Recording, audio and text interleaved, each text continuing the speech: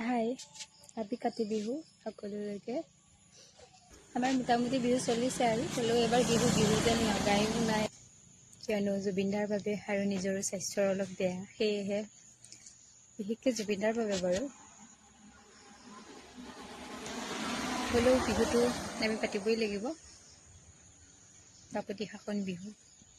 এতিয়া পথাৰত মায়ে চাকি দিবলৈ যাব আৰু ময়ো অকণমান মাৰ লগত হেল্প কৰি দিম। এফালে চাকি ৰেডি কৰি থৈছোঁ, এয়া ইফালে চাকি ৰেডি কৰি থোৱা আছে আৰু এইটো কেনেকৈ কাটি থৈছে, তেল দিলে পুৰি যাব, সেয়েহে আকৌ কাটি আছে অলপমান পথাৰত দিবৰ কাৰণে। এয়া কপাহ নহয় আকৌ দেই, এয়া হৈছে কেঁচা সূতা। এয়া মায়ে পথাৰত চাকি দিবলৈ আহিছে, লগতে ময়ো আৰু আহিছোঁ। মায়ে ক'লে ভয় কৰিব বুলি মই আহিছোঁ। এইফালে এয়া আমাৰ ধান পকিলেই, এয়া আমাৰ ধান,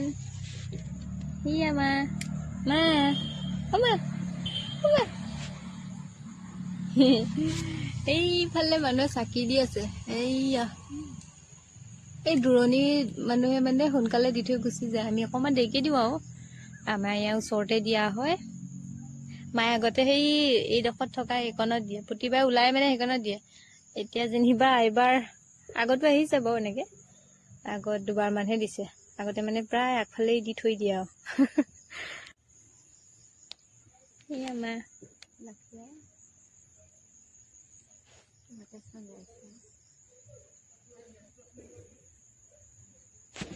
মই